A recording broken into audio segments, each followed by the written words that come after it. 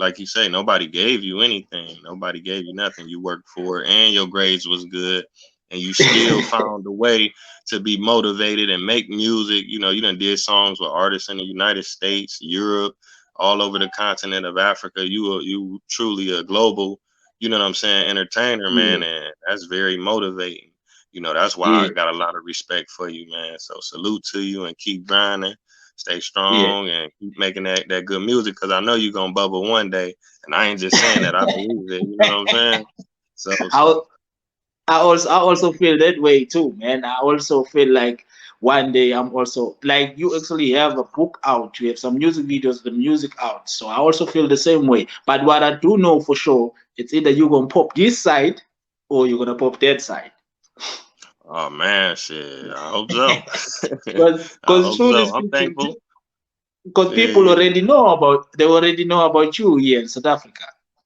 Yeah, man. If I bubble, I really want to, just in case, I would like to start a label like in Africa and showcase the Yeah. talents that the continent has. And you know where I'm gonna start with. I'm gonna straight start with the South Side. I'm gonna roll with you. If I get to that level, But hopefully, you gotta speak things into existence. You know what I'm saying? Exactly. That's true, bro. So my next question is like, what was the hip hop scene like in Durban and Ishawa and Stanger and all of these places? But before you answer that, I just want to let the people know where you from. That's Yeah. Zulu land. Am I correct? That's where Shaka Zulu from, right? That's where Shaka Zulu. I'm a Right, real right. Zulu man. Yeah, you gotta rep that, bro. Because if I was from where Shaka Zulu was from, everybody would know it. He walking through the same hoods that Shaka Zulu walked through, and he Exactly. actually took me Exactly. to Shaka Zulu's gravesite when I came to visit him. He showed me where Shaka Zulu was buried, and they got a memorial for him and everything. You know what I'm saying? And we Yeah. grew up, learning about Shaka Zulu. You know what I'm saying? So that's a strong lineage, bruh.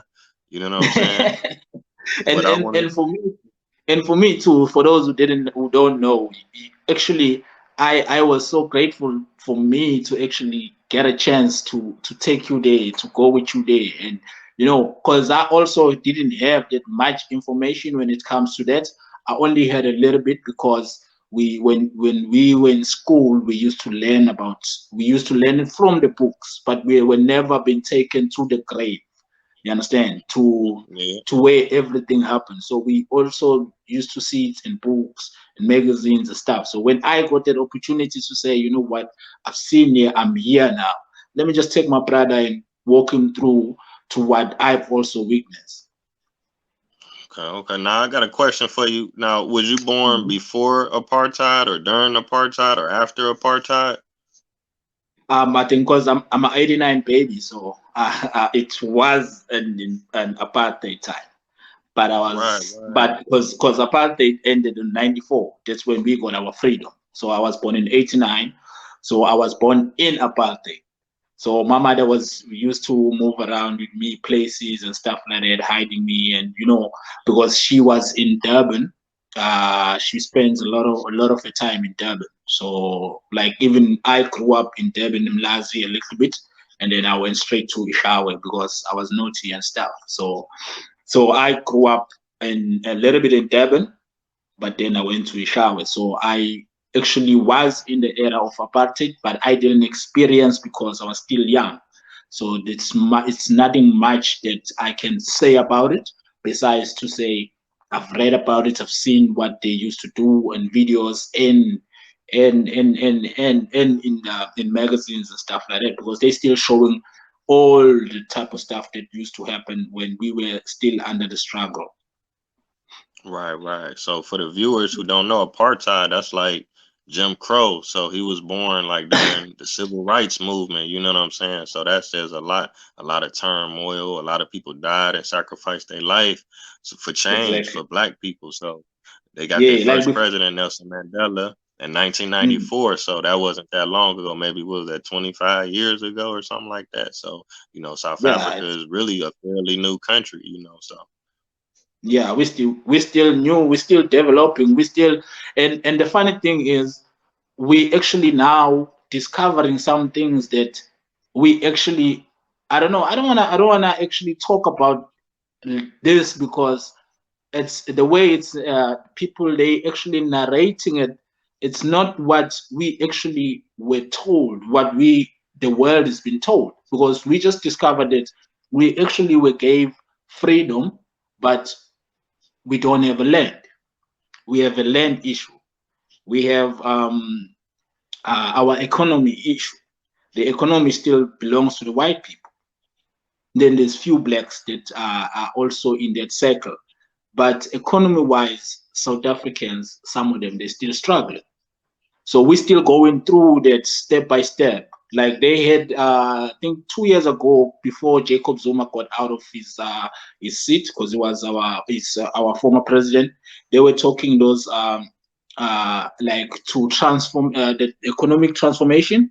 They were talking those talks with the white people and stuff, because they saw that even though we're free, but there's still some places where it's not the same, because when we were not free, the only thing that was happening is that if you black, you don't go here. If you white, you go here. If you black a certain time, you're not allowed to be around where in a white neighborhood. If they catch you there, then they beat you. You get arrested, or else you have to go. You know how it's like to go with your pass, with your ID all the time. You used to carry. You have to carry your ID. If you don't have your ID, they used to call it don't pass. They used to call it don't pass. That was the word for it. So you had to go around with your ID wherever you go in South Africa on the apartheid era. So then 94 came, we got Mandela, and then we were free. Then now we were able to actually come out and walk wherever we want to go. When we want to go to the beaches, we go to the beaches wherever, because before the beaches, it was like white only, then black only. You can't swim here if you're black. You can't swim here if you're white. So we had that. It actually um, it was destroying people, because some days I saw a video where policemen, they were actually chasing a black guy with a dog, Hmm. telling him he must run far away, and then once he reached a certain point, and then they just let loose of a dog, and then telling him that he must run, then the dogs must chase him. And when they get him, and then that's when they start like biting him and stuff like that. And they would run there and try to stop it, but it was a horrible time. I don't even think I would have survived, like for real, for real. And we lost a lot of people there. Yeah, man. Salute to all the revolutionaries, all the people that fought for change. I Big appreciate time. you sharing that with us for And sure, because a lot of us and we we still not fight. aware of that history. Yeah, and we still fighting too. We're still fighting, Right, the because struggle it continues. was some things are not changed. Some things are just we were told that they changed, but when you get there, you can see that no, man. We're still under it, but in the mindset, that's how they playing us. You understand?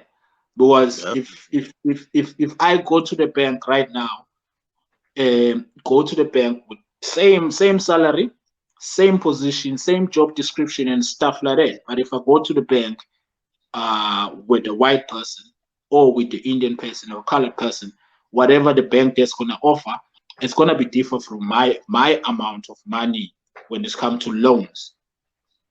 You understand? Yeah. If when it's come to loans, they want to see, hey, this is Mbata, this is Smith, then they were like, okay, I bet you the white person's gonna get like a bigger amount than my amount. Yeah, most definitely. That's how it is in the States, bro. They could tell by That's the your same name, you know what I'm saying, and your address. for They know real. where you live at, and it's a lot of discrimination going on. So the thing is, we have a lot more in common than people Exactly. think or than people know. They're like, oh, y'all from Africa, we from America, we so different, but we simultaneously going through the same struggle, and we very creative and strong, and Yeah, revolutionary people. So I'm glad you cause shared that with us for sure. yeah, cause with us, we like, hey, when we growing up, or when I grew up, I just wanted to be an American.